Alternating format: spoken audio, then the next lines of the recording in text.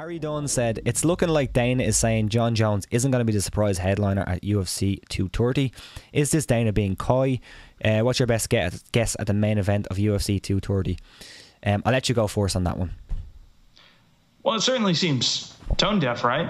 Yeah. Like it seems like the obvious fight to make because, I mean, how are you going to top Nate Diaz versus Poirier?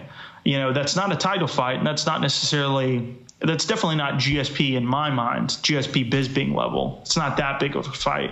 They had 3 title fights for that one. They did the year before that as well. So it's really, really, really hard to beat that. I think Tyron Woodley and Colby Covington would make a nice addition. But that even still, you need a bigger fight if you're trying to compete with the last 2 years. Maybe they just kind of resign themselves to the fact that they can't compete with the first 2 years. Pretty tough to keep up with. I mean, you know, what was GSP was out for like 4 years. Conor McGregor going for the second belt in the first ever fight in New York since not ever, but since like 98 or 97. So I think it's really tough to deal with. But in my opinion, I think he's being coy.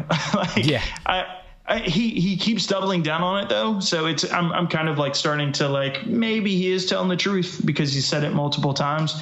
But why would you not do that?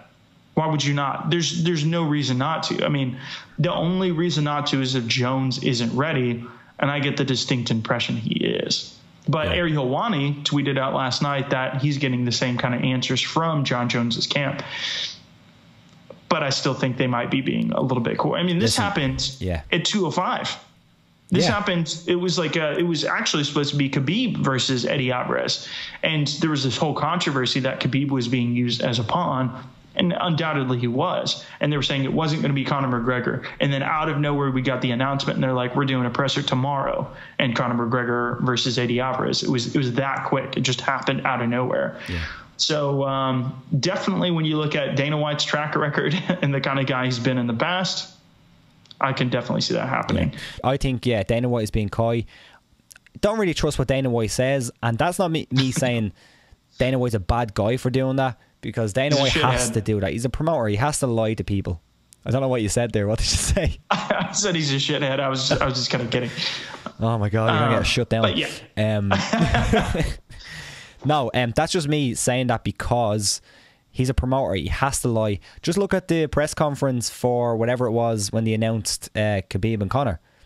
About an hour less, about 30 minutes before it was actually announced, he said, no, this is not the main event. To everybody. He did say that. To thousands of people on a stream, hundreds of thousands of people, and to people in the media in the front row, this isn't happening. And then, oh, look, we got something else for you, and show a promo clip, and I lied about it. So, of course, he's going to lie. Extremely good point. Extremely good point. Yeah. Thanks, man. Got your back. I got one.